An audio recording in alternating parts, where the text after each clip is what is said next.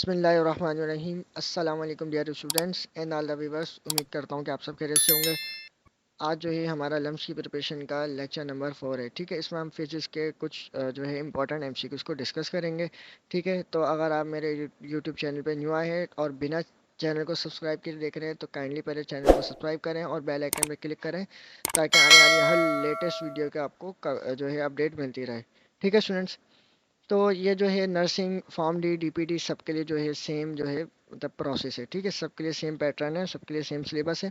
ठीक है, तो आज हम फिजिक्स के एमसीक्यूज को डिस्कस करते हैं। तो देखो, पहला एमसीक्यूज हमारे को क्या दे रहा है, वो दे रहा है the rate of doing work is called. ठीक है, the rate of doing work, ये किसकी डेफिनेशन है? वर्क की, एनर्जी की, पावर की या इनर्शिया की? ठीक है, देखो the rate of doing work उसे हम क्या बोलते हैं? उसे हम बोलते हैं पावर। ठीक है, ये किसकी डेफिनेशन है? हमारे पास पावर की डेफिनेशन है।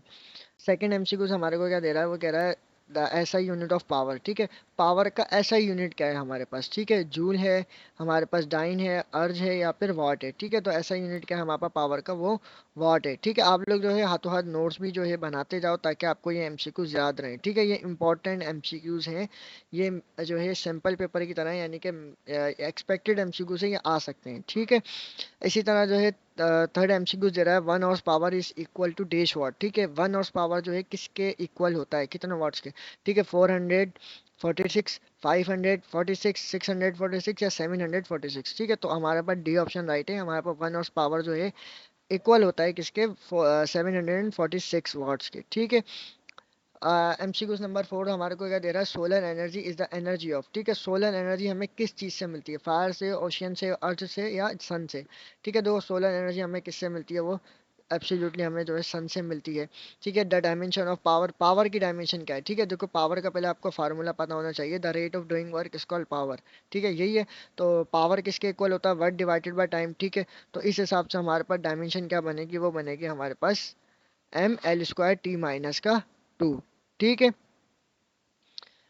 हमारे पास जो है छठा एमसीक्यू दे रहा है the reciprocal of the time period. ठीक है, टाइम पीरियड जो है reciprocal of the time period, ये किसकी डेफिनेशन है? ठीक है, रिसेंटली वीडियो सेकंड पार्ट में हमने जो है डिस्कस किया था जो है मतलब फ्रीक्वेंसी का जो है मतलब अगर रेसिप्रोकल ऑफ द फ्रीक्वेंसी होता है तो वो किसके इक्वल होता है? उसे हम टाइम पीरियड कहते हैं। ठीक है, अब reciprocal of the time period हो तो उसे हम क्या बोलेंगे? उसे हम फ्रीक्वेंसी बोलेंगे। ठीक है, ये दोनों क्या होते हैं? एक दूसरे के रेसिप्रोकल होते हैं। ये सातवां एमसीक्यू हमारे को क्या दे रहा है, वो कह रहा है solar energy convert sun's energy into. ठीक है, सोलर एनर्जी जो है कन्वर्ट होती है। ठीक है, सन एनर्जी मतलब जो सन एनर्जी जो है कन्वर्ट हो रही है।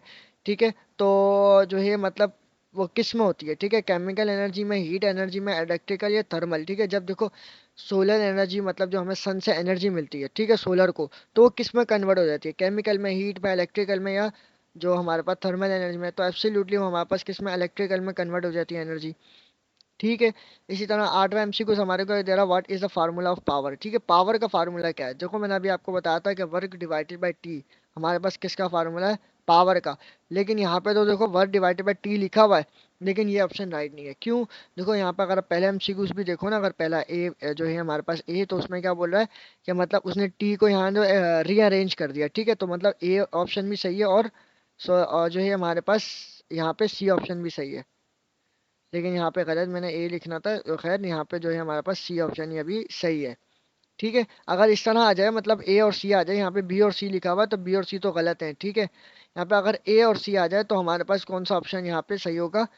जो मतलब अगर दोनों ऑप्शन बोले तो सेम वो ऑप्शन सही होगा। ठीक है, 9वां एमसीक्यू दे रहा हमारे को the what is the unit of kinetic energy. ठीक है, काइनेटिक एनर्जी का यूनिट क्या होता है हमारे पास? तो वो क्या होता है? जूल होता है। देखो काइनेटिक एनर्जी हो हमारे पास जो है मतलब पोटेंशियल एनर्जी हो या खाली एनर्जी हो, ठीक है, एनर्जी का हमेशा जो यूनिट होता है वो क्या होता है? जूल होता है। वर्क का भी यूनिट क्या होता है? जूल होता है। ठीक है, फोर्स किसका यूनिट होता है? जो है न्यूटन। ठीक है, न्यूटन किसका यूनिट होता है? फोर्स का। वाट किसका यूनिट होता है? वो पावर का। ठीक है, अच्छा हमारे को क्या बोल रहा है 10वां MCQ the scalar product of force and velocity. ठीक है, फोर्स एंड वेलोसिटी का स्केलर प्रोडक्ट जब हम करें, ठीक है, तो हमारे पास ये किसकी डेफिनेशन बनती है? वो हमारे पास बनती है पावर की डेफिनेशन। ठीक है, पावर की डेफिनेशन क्या है? मतलब आप इसे भी बोल सकते हो कि force into displacement, force and displacement is called power. ठीक है, تو یہ تھے وہ 10 MCQs جو موسٹ امپورٹنٹ ہے، ٹھیک ہے، یہ جو ہے مطلب پیپر میں آپ کے آ سکتے ہیں، ٹھیک ہے۔